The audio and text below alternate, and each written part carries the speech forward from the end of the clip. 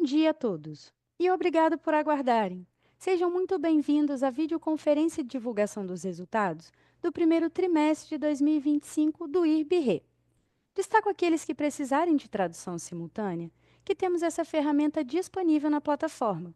Para acessar, basta clicar no botão Interpretation, através do ícone do globo na parte inferior da tela e escolher o seu idioma de preferência, português ou inglês. Para aqueles ouvindo a videoconferência em inglês, há a opção de mutar o áudio original em português, clicando em Mute Original Áudio. Informamos que esta videoconferência está sendo gravada e será disponibilizada no site de RI da companhia, www.ibre.com, onde se encontra disponível o material completo da nossa divulgação de resultados. É possível fazer o download da apresentação também no ícone de chat, inclusive em inglês. Durante a apresentação da companhia, todos os participantes estarão com o microfone desabilitado. Em seguida, daremos início à sessão de perguntas e respostas. Para fazer perguntas, clique no ícone Q&A na parte inferior de sua tela e escreva sua pergunta para entrar na fila. Ao ser anunciado, uma solicitação para ativar o seu microfone aparecerá na tela e, então, você deve ativar o seu microfone para fazer perguntas. Orientamos que as perguntas sejam feitas todas de uma única vez. Ressaltamos que as informações contidas nesta apresentação e eventuais declarações que possam ser feitas durante a videoconferência, relativas às perspectivas de negócios, projeções e metas operacionais e financeiras do IRB-RE, constituem-se em crenças e premissas da administração da companhia, bem como informações atualmente disponíveis. Considerações futuras não são garantias de desempenho. Elas envolvem riscos, incertezas e premissas, pois se refere a eventos futuros e, portanto, depende de circunstâncias que podem ou não ocorrer. Investidores devem compreender que condições econômicas gerais, condições de mercado e outros fatores operacionais podem afetar o desempenho futuro do IRB-RE e conduzir a resultados que diferem materialmente expressos em tais considerações futuras. Hoje, contamos com as presenças dos executivos da companhia: o senhor Marcos Falcão, diretor-presidente e diretor de Relações com Investidores da companhia; o senhor Daniel Castilho, vice-presidente de Resseguros; o senhor Frederico Knapp, vice-presidente financeiro; o senhor Paulo Vale, diretor-geral da IB Asset; e a senhora Eduarda Della Rocque, diretora de Controles Internos, Riscos e Conformidade. Passarei a palavra ao senhor Marcos Falcão, presidente do IRB-RE, que iniciará agora a apresentação.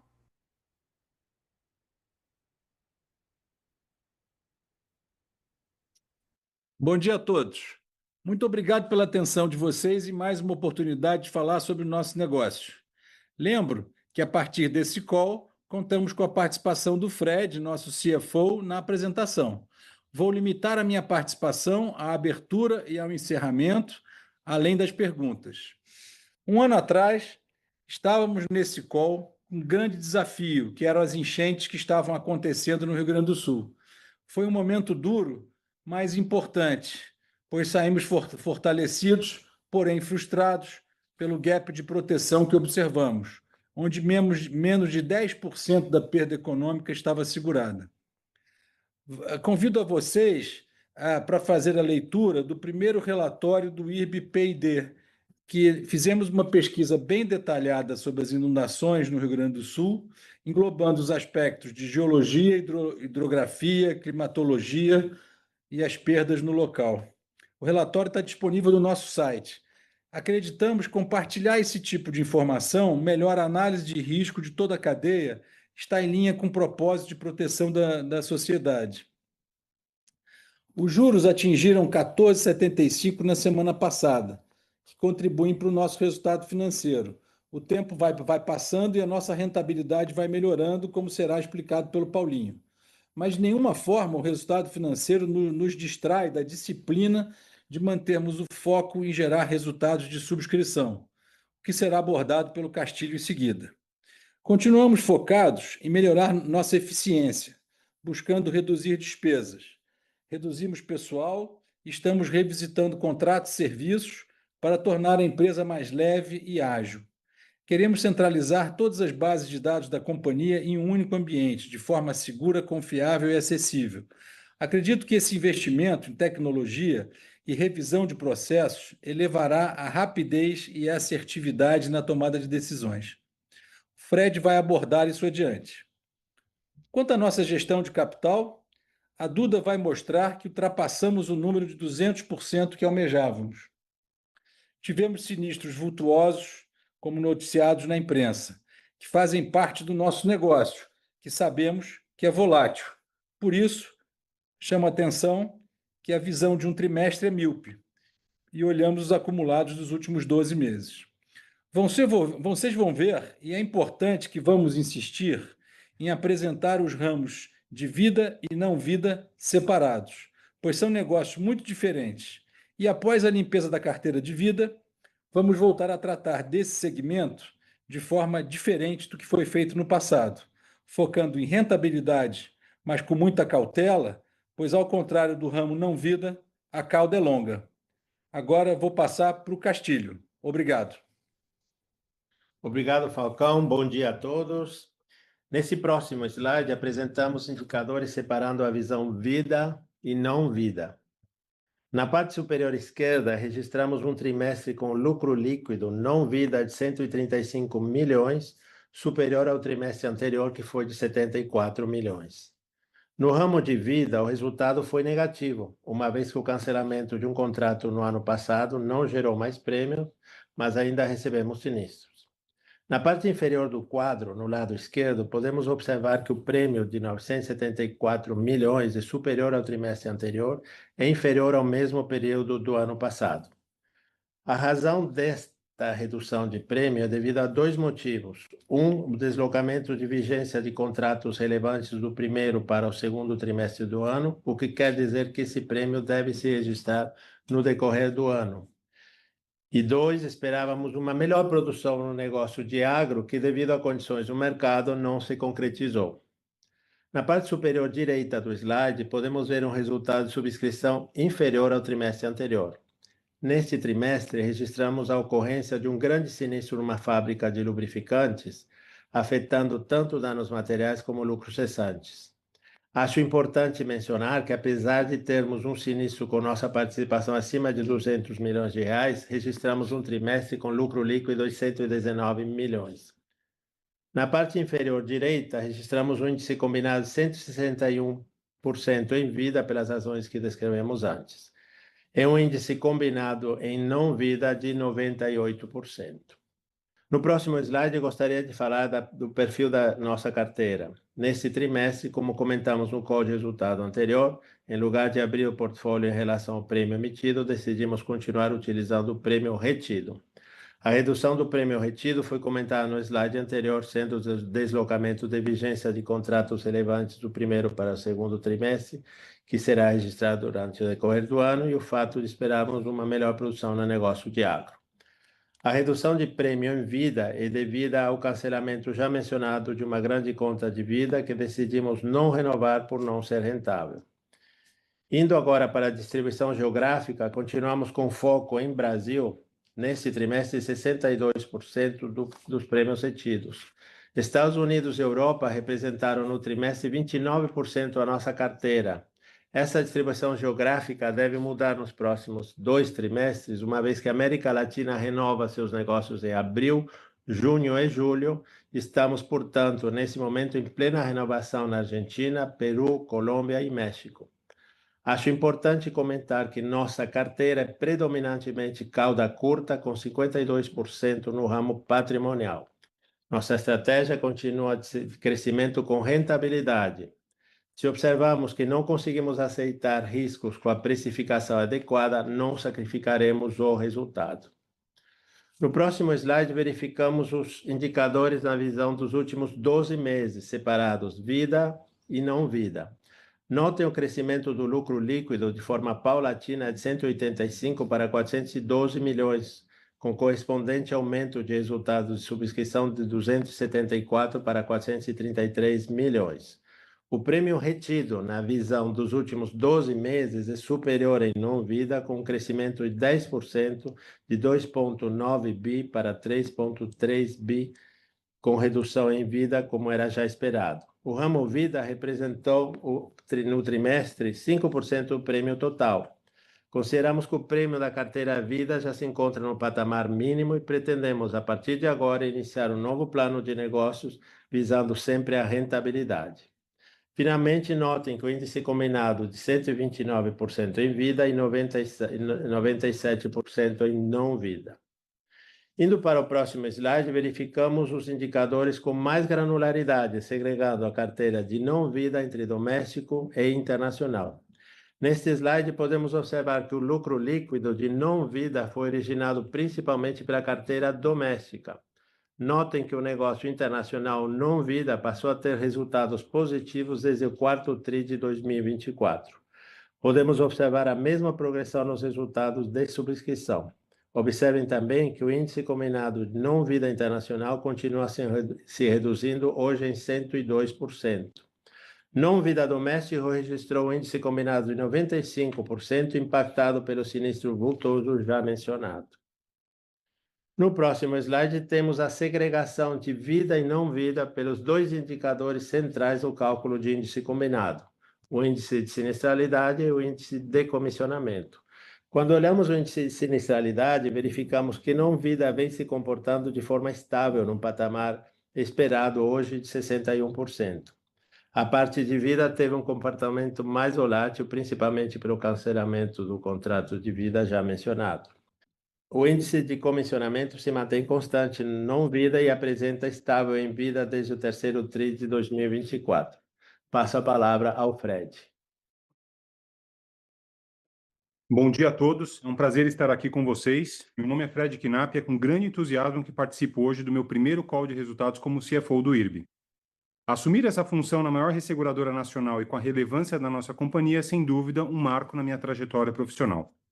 Eu chego com a responsabilidade de dar continuidade ao trabalho sólido já realizado e que foi acumulado pelo nosso CEO, Marcos Falcão, mas trago também o compromisso de agregar uma visão estratégica voltada para eficiência, transparência e geração de valor para os nossos acionistas. Neste primeiro trimestre, minha prioridade foi conhecer nossas operações, processos e, sobretudo, o nosso time, que tem demonstrado excelência técnica e grande comprometimento com os objetivos da companhia. Sobre os resultados do trimestre, destaco alguns pontos importantes.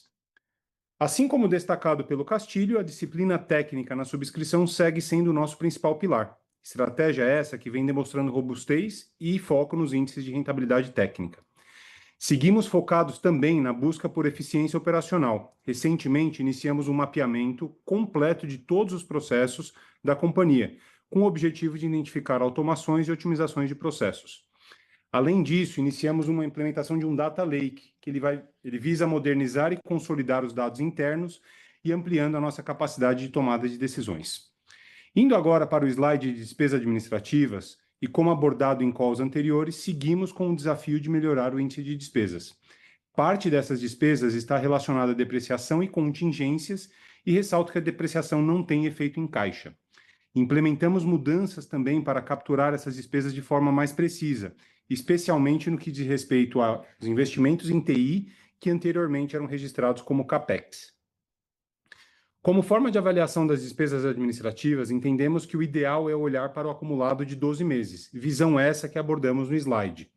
No gráfico do lado esquerdo, verificamos um crescimento de 6% quando comparamos os 12 meses terminados em dezembro de 2024 com o acumulado terminado em março de 2025. Mas quando comparamos as despesas recorrentes, ou seja, retirando os impactos one-off, observamos que a despesa fica praticamente flat, de 378 para 386 milhões de reais. No primeiro trimestre de 2025, tivemos 3 impactos não recorrentes. O primeiro detrator refere-se ao benefício pós-emprego. Os benefícios pós-emprego consideram benefícios oferecidos pelo IRB ao longo da história, os quais se perpetuam após a aposentadoria do funcionário. O segundo item one-off refere-se a 2 multas recebidas e que representam 21 milhões de reais nos últimos 12 meses. Uma é relativa ao auto de infração pelo não oferecimento de lucro a uma subsidiária no exterior ao fisco e outra relativa a processos administrativos sancionadores do órgão regulador. O terceiro fator são despesas relacionadas ao programa de demissão voluntária mencionado pelo Falcão. Quando olhamos o gráfico de barras à direita, onde temos a evolução das despesas administrativas recorrentes no acumulado de 12 meses, observamos que o índice de despesa administrativa sobre o prêmio ganho encontra-se na faixa de 9% ao longo deste período. Já quando analisamos a despesa administrativa total, esse índice atingiu 11%. Decompondo agora esses gastos, verificamos que em torno de 2 pontos percentuais referem-se a despesas referentes ao legado da companhia, que não tem relação com o prêmio ganho.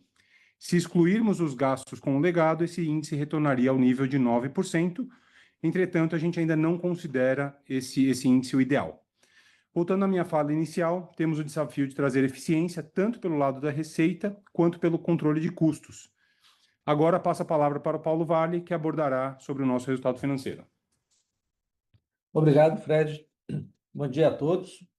No próximo slide, verificamos que a carteira de investimentos da companhia fechou o primeiro trimestre de 25 com 8,9 bilhões sob gestão, sendo 56% no Brasil e 44% no exterior. Cabe mencionar que a redução dos ativos sob gestão de 9,1 bilhões do quarto trimestre de 24 para 8,9 bi deveu-se principalmente à apreciação de 7,27% do real no primeiro trimestre, que impactou as nossas posições em moedas estrangeiras. O resultado dos investimentos somou 174 milhões no trimestre. No onshore, o resultado foi de 145 milhões, beneficiado pelo alto nível das taxas de juros locais e pelo bom desempenho dos fundos de renda fixa, com 105% do CDI, e crédito privado, com 116% do CDI no período. No offshore, o resultado foi de 29 milhões, correspondendo a 87% do rendimento dos Fed Funds e condizente com as rentabilidades previstas para a nossa carteira.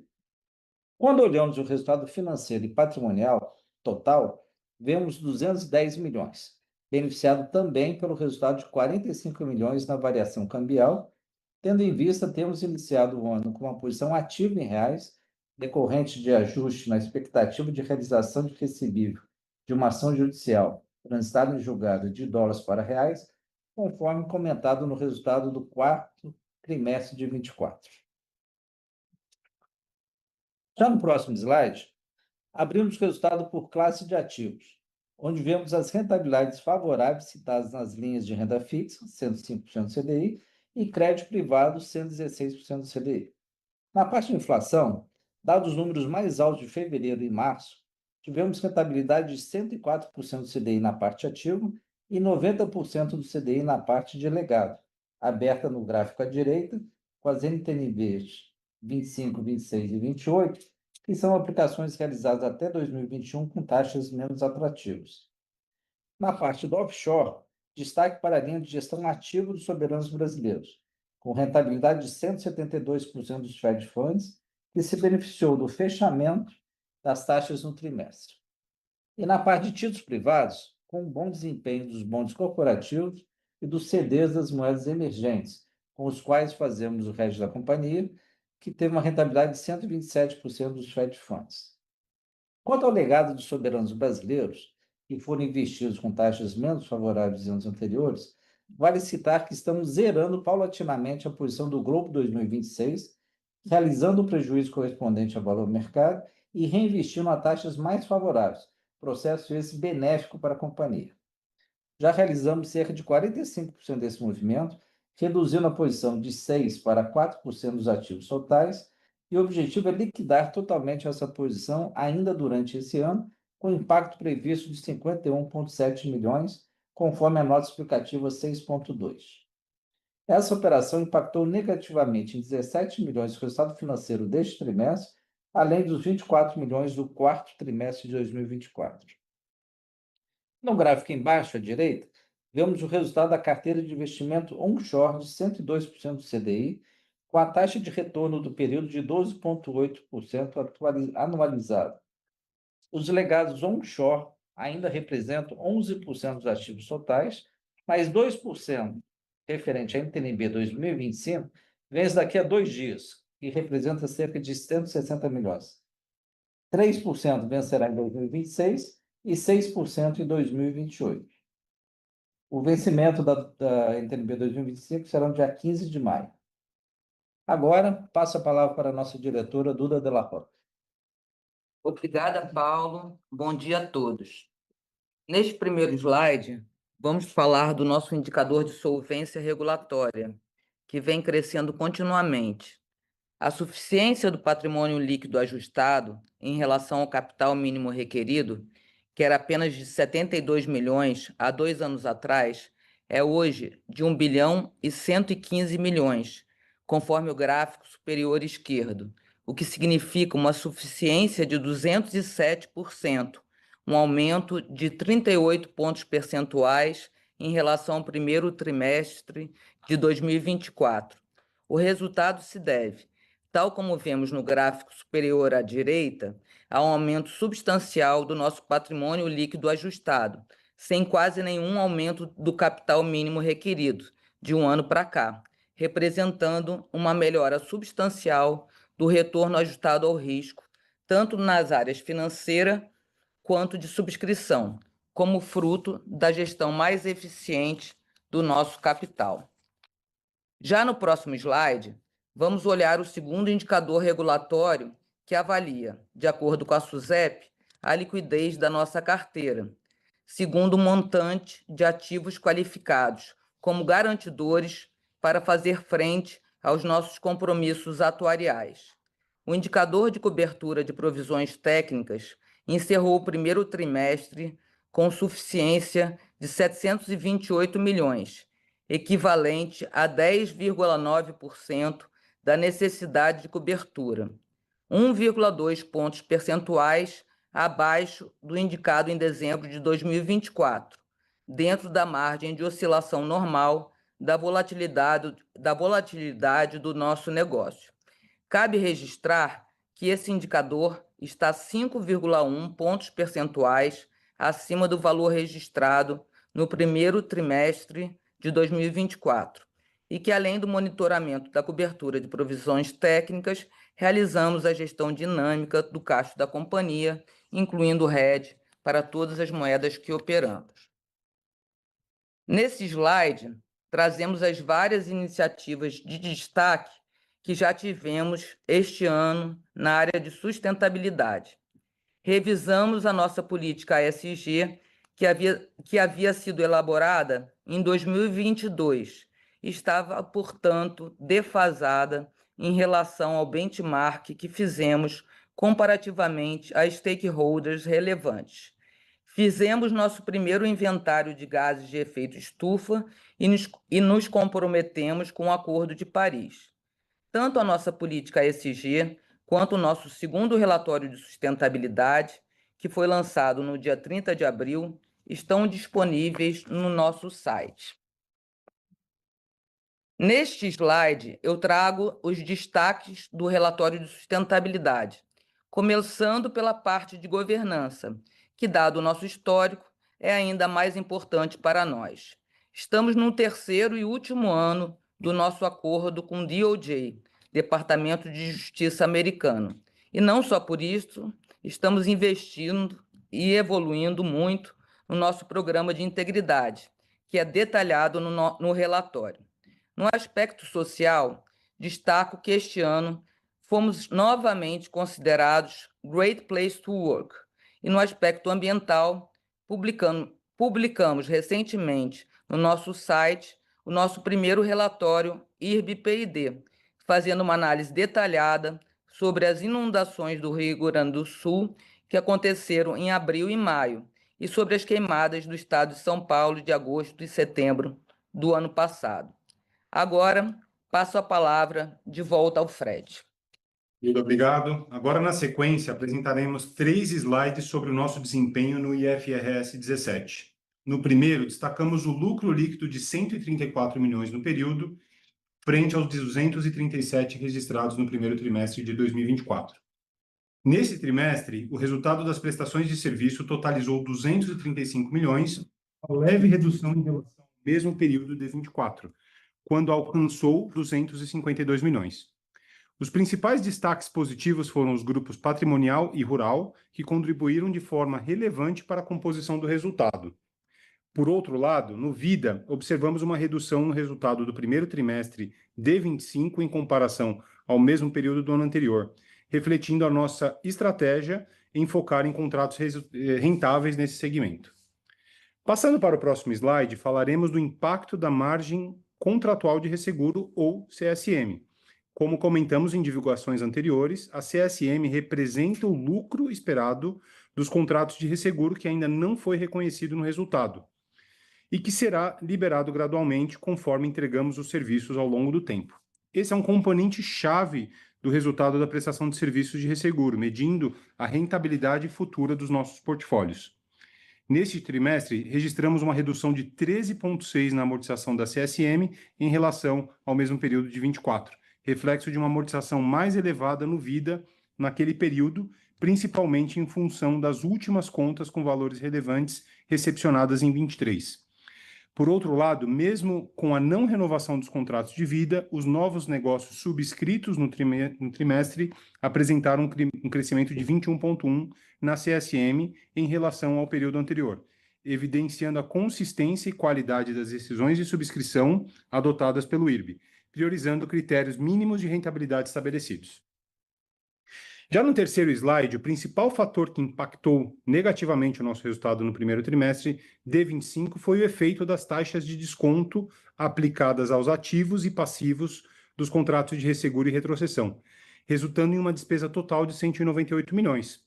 Esse valor reflete o impacto financeiro da redução das taxas futuras projetadas, utilizadas para atualizar os fluxos de caixa descontados desses contratos. No período anterior, esse mesmo efeito contribuiu positivamente com uma receita de 6 milhões, impulsionando por uma reavaliação pontual dos fluxos de caixa relacionados a sinistros já ocorridos. Essa variação evidencia a sensibilidade do resultado financeiro às oscilações nas taxas de juros, especialmente em cenários de alterações significativas no ambiente macroeconômico nas curvas atuariais, que influenciam expectativas de recebimento e pagamentos operacionais. Agradeço mais uma vez a presença de todos e agora passo a palavra para o Falcão, que trará as suas considerações finais. Obrigado, Fred. Gostaria de dividir com vocês a minha empolgação com os reforços no nosso time. O Fred está conosco desde janeiro e já está jogando firme e agregando muito valor. A outra novidade é a Viviane Madirossian, que assumiu a diretoria de sinistros, com quase 20 anos de experiência no mercado. Além de aliviar o Castilho, ela veio tocar a área que entrega o benefício dos nossos clientes comprarem resseguro. E temos muito a melhorar na qualidade do nosso serviço. Muito bom ver o IRB atraindo os melhores talentos do nosso mercado, pois não tenho dúvida que é o lugar mais legal para se trabalhar e o nosso business, it's all about people. Recebemos novamente o selo de Great Place to Work, que reflete a energia e o ambiente que vivemos no nosso dia a dia. Na última AGO, em fins de março, foram eleitos 4 novos conselheiros, compondo nosso colegiado de 9 membros. A Luíse Barsi, que traz a visão de value investor, a Vitória Berrarano, uma colombiana com grande experiência internacional e visão estratégica no mercado de resseguros. O Pedro Engler, um empreendedor bem-sucedido, com visão de startups e tecnologia. E, por fim, o Otávio Damaso, que, após cumprir a quarentena, se juntará a esse colegiado em julho próximo, trazendo sua experiência de muitos anos como diretor do Banco Central. Já no Conselho Fiscal, o Ricardo Baldin passa a liderar esse colegiado, trazendo sua extensa experiência junto à Price, PwC, né? E participação em diversos colegiados, entre os quais o do Banco Itaú. Estamos fortes e energizados para enfrentarmos os desafios de crescer com rentabilidade, motivados pelas oportunidades de reduzir o gap de proteção e aumentar a penetração dos seguros em nossa sociedade. Estamos bem preparados para a renovação de 1º de julho na América Latina, próximos aos clientes e com capital e capacidade para sermos competitivos. Estou liderando um business plan que discutiremos a fundo no nosso processo de planejamento que se iniciará no segundo semestre. Temos muita confiança na disciplina de subscrição. Pode ser um caminho mais duro, mas, como já disse em outros momentos, se tivermos que errar, vamos errar pelo excesso de cuidado com a subscrição. Mas é somente assim que acreditamos que se cria uma empresa perene a longo prazo e que sirva os acionistas. Trabalhamos para o IRB trazer retornos consistentes de longo prazo aos nossos acionistas. Vejo muitas oportunidades no setor de seguros e resseguros e acredito que o IRB pode liderar a abertura de várias frentes que ainda não foram exploradas. E eu conto com vocês, nossos investidores, nessa jornada. Agora vamos às perguntas, por favor. Agora, começaremos a sessão de perguntas e respostas. Lembrando que, para fazer perguntas, vocês devem clicar no ícone Q&A, na parte inferior da tela, para entrar na fila. Ao ser anunciado, uma solicitação para ativar o seu microfone aparecerá na tela. E então, você deve ativar o seu microfone para fazer perguntas. Solicitamos, por gentileza, que as perguntas sejam feitas todas de uma única vez. Vamos à nossa primeira pergunta. É do Eduardo Nicho, da Genial Investimentos. Eduardo, iremos habilitar o áudio para que você possa realizar a sua pergunta. Eduardo, pode prosseguir, por favor. Bom dia a todos, bom dia Falcão, Castilho, Fred, Duda. Tenho duas perguntas. A primeira em relação ao índice combinado, né? Apesar da piora aí do índice técnico de vocês, vocês conseguiram uma performance, um crescimento de lucro, né? Tri a tri, ano a ano.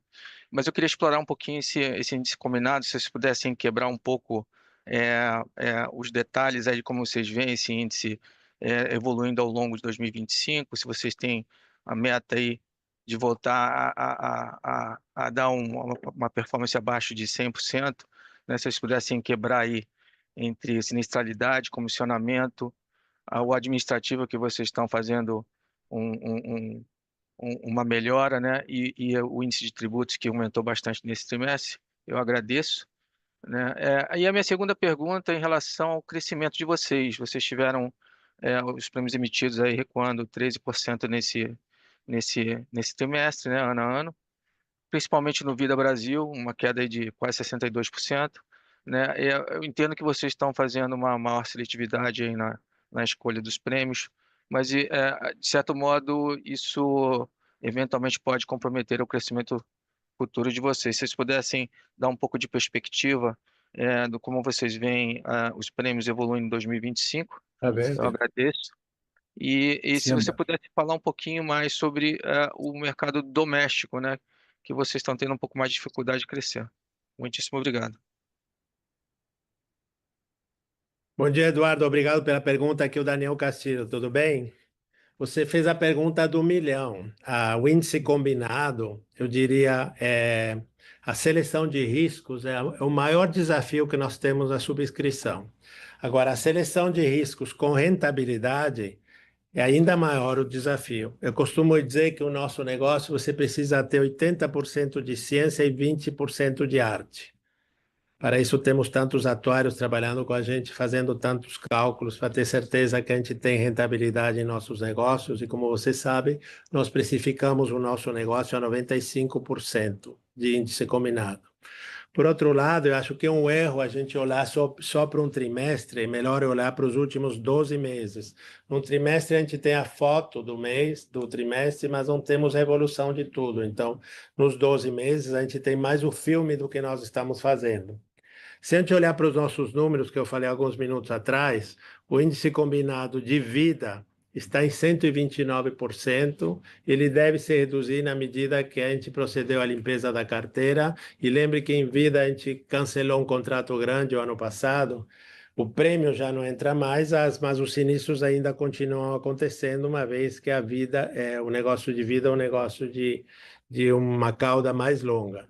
Já o negócio não vida está rodando a 97%, e se a gente olhar dividir o negócio não vida em internacional e doméstico, o internacional caiu de 125% índice combinado para 102% já, ou seja, estamos conseguindo resultados muito melhores no internacional, e o negócio doméstico está rodando a 95% de índice combinado, dentro do esperado, e a gente considera que esses números devem ficar mais estáveis, melhorando o internacional, chegando mais perto do que o índice combinado, tá? Do doméstico.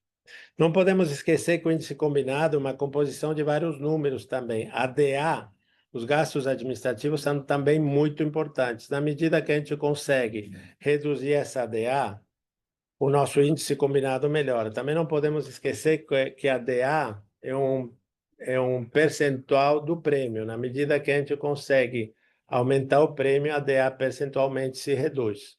Eu volto à pergunta do milhão, que o nosso negócio é um negócio com grande desafio, onde a ciência deve ser o mais importante, tá? Então, não é 50% é ciência, 80% e 20% é arte. Estamos nesse caminho, eu estou muito confiante que a gente deve continuar melhorando o negócio internacional e reduzindo o índice combinado do negócio de vida. Não sei se eu respondi a sua pergunta. Sim, muito obrigado. Em relação aos prêmios, que perspectiva para 2025? Tá, em relação aos prêmios, nós tivemos uma redução de prêmios no primeiro trimestre, como eu comentei, devido ao deslocamento de vigência de alguns contratos relevantes do primeiro para o segundo trimestre, e a gente deve ver no decorrer do ano esse aumento, esse prêmio sendo gerado no decorrer do ano, tá? Por outro lado, a gente não pode esquecer que o agro é muito importante para a gente e a gente não conseguiu a produção que a gente esperava devido à situação do mercado, tá? Então, o agro realmente nos decepcionou no sentido que a gente pensava produzir muito mais. Por outro lado, a gente tem agora a renovação da América Latina, que está ocorrendo nesse momento, concentrada principalmente em junho e julho, e nós temos boas expectativas quanto ao desenvolvimento desses negócios, sempre com rentabilidade. Perfeito. Para o ano, os senhores entendem que haverá crescimento de prêmios emitidos? Nosso foco, Eduardo, é no retido, tá? Tá. Eu acho que esse é o importante, tá bom? A gente acha que vai crescer sim, agora tem que fazer a conta, que é o Falcão aqui, Nishio. Tudo bom? Tem que fazer a conta que a carteira de vida, esse contrato cancelado de vida é em torno de 250 milhões anualizado. Então, esse prêmio comparado com o ano passado já não vai acontecer, tá? Em não vida, nós tivemos um bom crescimento de prêmio, mas o vida se reduz devido a esse cancelamento de prêmios. Isso. Perfeito. Muito obrigado, gente. Agora, o Nishio, só para complementar, o Vida, quando a gente cancela 250 milhões, a gente recupera um monte de resultados, tá? Quer dizer, é um prêmio ótimo de ser cancelado. Estamos felicíssimos de ter cancelado esse prêmio. Tá bom? Obrigado. Obrigado a você. Vamos à nossa próxima pergunta. É do Daniel Vaz, do Safra. Daniel, iremos habilitar o áudio para que você possa realizar a sua pergunta. Daniel, pode prosseguir, por favor? Fala pessoal, bom dia Falcão, bom dia Castilho, parabéns pela sequência de resultados aí positivos. Então, queria focar num ponto que vocês falaram na apresentação, né, desse foco, agora, não foco no vida, né, mas assim, esse volta do foco no vida, como vocês já tinham no passado, e vocês já até mencionaram que é uma cauda longa, uma estratégia diferente do que seria no PNC, né? Então, a gente está ouvindo de vocês que tem um contrato cancelado, tem algumas coisas a serem ajustadas. Queria um pouco de timing, assim, para a gente conseguir ver essa parte do vida sendo um crescimento que vai ajudar, né, assim, a parte de prêmios, tanto prêmio emitido quanto retido. Então, entender com vocês o timing disso. E aí, assim, a segunda pergunta mais relacionada a isso é como que é a quebra entre internacional e local para esse apetite, né? Então, onde que está a grande oportunidade aqui para o vida de vocês, e aí ajuda a gente a tentar ajustar algumas alavancas dos nossos modelos aqui. Obrigado. Então, vamos lá, Daniel. O negócio de vida, acho que já chegou a um patamar mínimo de prêmio. Ele não deve decrescer mais do que decresceu, porque a limpeza da carteira já foi realizada. A gente está agora num processo preparando um business plan para desenvolvimento de negócios vida, que deve se refletir em resultados nos próximos 24 meses, tá? A gente acha que existem oportunidades não só no Brasil como na América Latina, mas que a gente tem que olhar com muito cuidado, porque no passado já tivemos algumas surpresas negativas. Dessa vez a gente quer olhar o negócio de vida com muita ciência, muito mais ciência do que era realizado no passado. Então, a gente espera, estamos otimistas e que as oportunidades que a gente está vendo agora venham a ser realizadas nos próximos 24 meses. Legal, e se eu puder fazer outra pergunta, eu queria falar um pouco sobre a geração de caixa de vocês, né? Se a gente vê o capital regulatório de vocês num bom patamar, né? Assim, acho que finalmente a gente está olhando para esse indicador e vendo uma crescente aí, falando que vocês até Daniel, podem... né? Oi? Estão me ouvindo? Estamos sim, Daniel, me desculpa. Não, Pode tranquilo. falar. Não. Ok, Caixa. não, continuando na geração de caixa, então eu queria direcionar essa pergunta para, assim, qual que vai ser o direcionamento de vocês, né, nos próximos 12 meses relacionado a isso, dado fortes indicadores de solvência? Daniel, seguinte, eu acho que essa tua pergunta remete, primeiro, à geração de caixa, que é a nossa geração de caixa. Ela não só é ajudada pela projeção de vocês do nosso lucro líquido, também com o crédito tributário, que a gente, né, eu sempre brinco que a gente compara aqui o nosso crédito tributário é que nem milha, né, que a gente paga o imposto com as milhas, né? Então a gente guarda o caixa e paga o imposto com as milhas. Então a gente sempre gera mais caixa do que o resultado, do que o lucro líquido, né?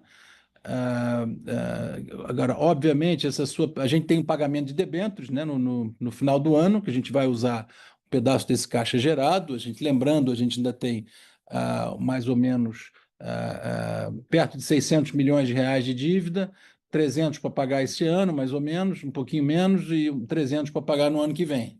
Então, a gente vai usar o caixa um pedaço para, né, se livrar dessa dívida dívida acima da Selic, a gente não precisa e não é bem-vinda, né?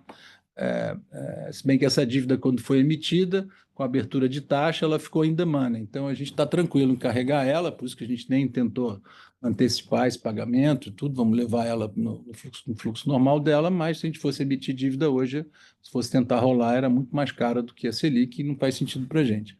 Então, pagamos dívida e aí sim, vencido aí o resultado, o prejuízo acumulado, né, que está em torno de 300 milhões. A gente, se tudo correr bem pela projeção, não só sua, como de vários analistas, né, o nosso lucro líquido esse ano supera esse número. Né? E superando esse número, a gente vai pagar pelo menos o dividendo previsto no estatuto de 25%. Né? Então, isso tudo vai ser deliberado pelo Conselho, pela Assembleia, mas a gente já vai ter a possibilidade de pagar esse dividendo, né? Pagar um dividendo esse ano. Né? Respondi? 100%. Obrigado, pessoal. Obrigado a você. Vamos à nossa próxima pergunta. É do Arnon Shirazi, do Citi. Arnon, iremos habilitar o áudio para que você possa realizar a sua pergunta. Arnon, pode prosseguir, por favor? Fala pessoal, bom dia. Obrigado pela oportunidade de fazer pergunta. Minha pergunta é ligada à despesa administrativa de vocês. Acho que ficou bem claro em um slide que vocês passaram que o ratio está na casa aí de 11%, e aí um momento depois vocês mencionaram que até a questão de 9% de ratio não seria o ideal. Aí eu gostaria de saber qual é o patamar que vocês veem como ideal e também como essas iniciativas, como tiveram um PDV agora nesse primeiro trimestre também, deve se traduzir em resultados melhores aí no segundo trimestre em diante. Obrigado. Arnon, bom dia, Fred aqui falando, tudo bem? Eu acho que assim, quando a gente olha, né, pro índice, o índice de despesa aqui, a gente entende que ele ainda está alto, tá? Então, assim, mesmo os 9%, a gente acredita que pode ser um pouco mais efetivo esse índice combinado. Claramente, a gente está buscando aqui essa eficiência, tem um denominador e numerador aqui que a gente precisa também, que é o crescimento de prêmio. Então, como bem comentado pelo Castilho, você tem aqui uma função em relação a isso. Quanto mais prêmio, mais a gente consegue fazer essa diluição da despesa administrativa. E a gente vem buscando essa eficiência operacional. A gente trouxe aí 2 exemplos, né? Tanto o mapeamento dos processos quanto o data lake, que a gente acredita que deve trazer aí o benefício para a companhia. A gente ainda está inquieto com esse número, tá? Acho que é importante a gente mencionar. Estamos buscando aí para buscar tanto o crescimento no prêmio quanto uma despesa aí mais adequada. A gente vem renegociando vários contratos com todos os nossos fornecedores, então tem sendo revisitado, a gente criou um escritório aqui de projetos justamente para identificar essas oportunidades de itens que a gente não está consumindo e que poderiam ser mais eficientes, aí o termo de uso. Então tem uma série de outras coisas. Fizemos o PDV agora também, que a gente comentou no call de resultados agora. Então tem uma série de fatores que a gente está buscando e deve trazer aí um benefício no médio prazo para a companhia, tá? Super claro, obrigado e parabéns também pelo relatório de P&D, que ficou bastante interessante. Obrigado a você. Obrigado. Vamos à nossa próxima pergunta. É do Guilherme Grespan, do JP Morgan. Guilherme, iremos habilitar o áudio para que você possa realizar a sua pergunta. Guilherme, pode prosseguir, por favor? Oi, bom dia, pessoal. Falcão, Castilho, todo o time. Obrigado pela apresentação. Parabéns pela consistência dos resultados também. Mais um aqui parabenizando. O pessoal bateu bastante no operacional e está bastante claro, acho que a mensagem de vocês, da estratégia do operacional. Eu vou ficar com a parte menos legal, talvez, aqui do business. Vou fazer minha pergunta na parte financeira. Eu não sei se eu perdi ali na apresentação, mas teve 45 milhões de ganho de variação cambial no trimestre. Eu queria só entender se que gerou esse ganho e se a gente pode assumir sustentável. É um resultado financeiro bem forte, né? A conta que a gente fez aqui é os 210 e você já teve uma marcação de 17 milhões do reshuffling, dá quase 230 de resultado financeiro no trimestre. Queria só entender os drivers por trás. Eu acho que a chave está nessa variação cambial. Então, o que gerou os 45 milhões e se é sustentável algum resultado nessa linha para frente? E aí, 2 clarificações do meu lado aqui, é bem rápido.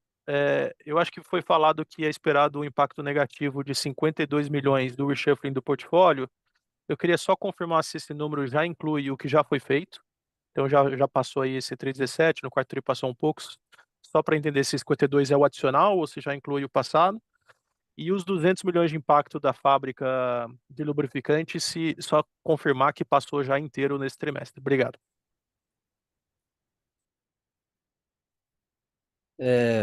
Oi, Guilherme. É Paulo Vale que está falando. Obrigado pela pergunta. Então, vamos por partes, né? Primeiro, a questão da variação cambial. Então, no 210 milhões de resultado, 45 milhões veio da variação cambial. O que é variação cambial? A gente terminou o ano passado, e isso foi comentado no resultado do quarto tri de 2024, a gente terminou com uma posição ativa em reais, devido a uma reclassificação do recebível judicial, né, que até então era um ativo que a gente tinha em dólares e foi revertido né, alterado pela justiça para real. Então, com isso, a gente começou o ano com uma posição ativa em real e no ano a gente teve no primeiro mês já a gente teve uma apreciação do real de 5,85 e 7,27 no trimestre. Então, essa apreciação do real teve esse impacto positivo de 45 milhões. Quanto ao efeito do Globo 26, que a gente comentou, também na nota explicativa do 4 tri de 24, a gente comentou que a gente tinha um valor a mercado, um passivo a mercado, né, de 77 milhões, tá? A gente até anunciou a nota explicativa, que naquele momento a gente já tinha tido uma realização de prejuízo de 24 milhões em dezembro e começamos com 77 milhões. A gente vem fazendo esse ajuste mensalmente. Esse primeiro trimestre teve 17 milhões de impacto e o resultado caiu de 77, essa perda esperada, né? caiu de 77 milhões para 51,7 milhões. A nossa intenção é zerar ainda esse ano, e se a gente dividir esses 51,7 milhões em 8 parcelas até novembro, vai dar um impacto mensal entre 6 e 7 milhões ao mês. E, além disso, a gente teve uma boa performance dos créditos privados, tivemos também impacto da inflação em fevereiro e março, e também temos uma gestão ativa, principalmente na parcela aqui de excesso de cobertura, a gente vem fazendo uma gestão ativa, buscando o melhor resultado. Super claro, super detalhado. Obrigado. Vamos à nossa próxima pergunta. É do Tiago Paura, do BTG Pactual. Tiago, iremos habilitar o áudio para que você possa realizar a sua pergunta. Tiago, pode prosseguir, por favor. Oi, pessoal, bom dia. Bom dia, Falcão, Castilho, Fred. Prazer falar com vocês aqui. Aqui é um follow-up no crescimento de prêmio que o Nishio comentou no início do call, no início do Q&A. Vocês deram um disclosure bem legal, né, de grande parte das renovações que foram feitas no primeiro TRI, né, referente ao portfólio doméstico, né, com índice combinado até abaixo ali do que vocês estavam na cabeça guiando, né, entre aspas, o mercado. E agora a gente está no meio ali das renovações de Latam, né? E aí aqui são duas perguntas em uma, né? O que vocês já estão vendo, né, com relação a essa dinâmica de preço, né, desse portfólio especificamente? E se dá para a gente esperar, o Castilho mencionou, né, que talvez você tenha uma mudança, né, do breakdown aí geográfico going forward, né, porque o Q1 ele teve um portfólio no Brasil maior, né, mas mais para frente ele deveria se acomodar naqueles 80% Brasil e 20% resto, ainda é essa cabeça vis-à-vis o que vocês estão vendo de renovação em Latam agora, né, nesse momento, né, e por fim, o que vocês enxergam que são as vantagens competitivas para o IRB nesse portfólio especificamente, né? Porque tanto o Castilho quanto o Falcão sempre comentaram nos últimos 2 anos das vantagens para o portfólio local, né? Em termos de subscrição. E é muito claro para a gente aqui, né? Como cidadão brasileiro, entender essas vantagens, né? Quando o IRB está buscando maior competitividade aqui no país. Mas olhando para fora, né? Especialmente Latam, o que vocês enxergam aí de itens mais cruciais que fazem com que vocês sejam tão competitivos nesse portfólio também? Valeu, obrigado. Tiago, peço desculpas. Já respondo a sua pergunta sobre a América Latina, mas acho que o Guilherme, na pergunta anterior, fez a pergunta sobre sinistros, né? Então, nós tivemos um sinistro de uma grande fábrica de lubrificantes no estado do Rio de Janeiro, um sinistro que representou para a gente um valor para o IRB de 252 milhões, mas líquido de retrocessão deve dar em torno de 130, 140 milhões, sendo que é composto esse valor de danos materiais e lucros cessantes.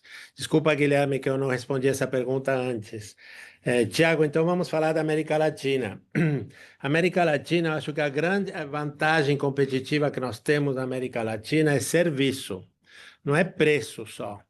Preço é uma coisa que a gente, volto a falar, é uma questão de ciência e arte. É claro que a gente está usando muito mais ciência no negócio que nós estamos vendo da América Latina, porque é um negócio que está mais longe da gente, mas hoje nós contamos com uma equipe grande de pessoas que são absolutamente influentes em espanhol, que estão visitando esse mercado com muita frequência. Eu, pessoalmente, estou visitando o mercado com mais 3 colegas daqui a 2 semanas e achamos que esse é o momento oportuno porque o negócio se renova agora em julho. Semana passada nós tivemos no IRB, no Rio de Janeiro, 18 clientes da América Latina, de vários países, do México, da Colômbia, Peru e da Argentina. Fizemos um jogo de seguros, que eu acho que uma das melhores ferramentas de marketing que nós tivemos no Rio de Janeiro, que é a simulação de uma empresa que está indo muito mal. A gente roda 4 anos de vida dessa empresa e tivemos 18 pessoas participando com a gente. Uma apresentação que foi feita pela primeira vez 8 horas de apresentação, todas em espanhol. Nós acreditamos que isso é a nossa vantagem competitiva. Nós vamos estar muito presentes aos clientes da América Latina, trazendo toda a nossa experiência do Brasil e falando espanhol. O projeto é que continuemos sempre nos 70% negócios dentro do Brasil e 30% dentro da América Latina. O mercado da América Latina, eu não diria que ele está hard, tá? Que ele está duro, é um mercado que está brando, mas aí cabe a gente a seleção de riscos com rentabilidade, como eu falei antes, usando mais ciência que arte. Excelente, Castilho, obrigado. A sessão de perguntas e respostas está encerrada. E agora gostaríamos de voltar a palavra ao senhor Marcos Falcão para as considerações finais da companhia. Obrigado a todos aí. Chegamos ao fim de mais um call.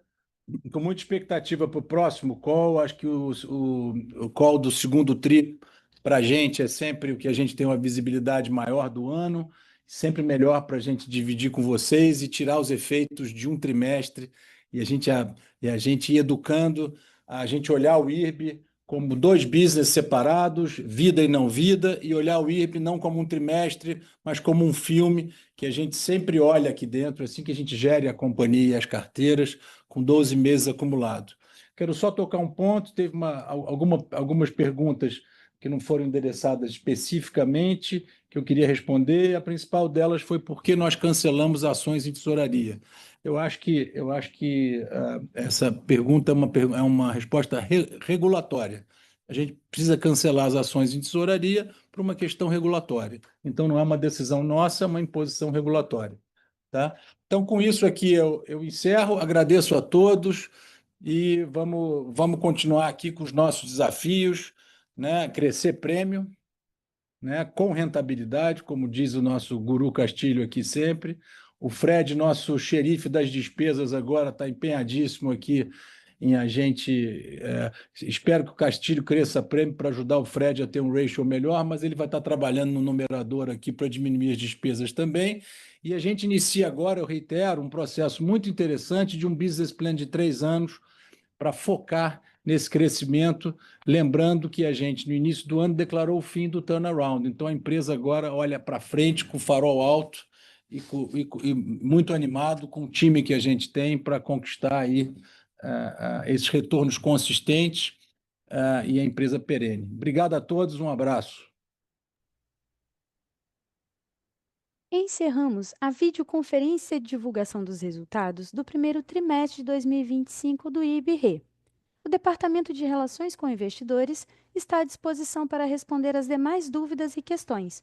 Muito obrigada aos participantes e tenham uma boa tarde.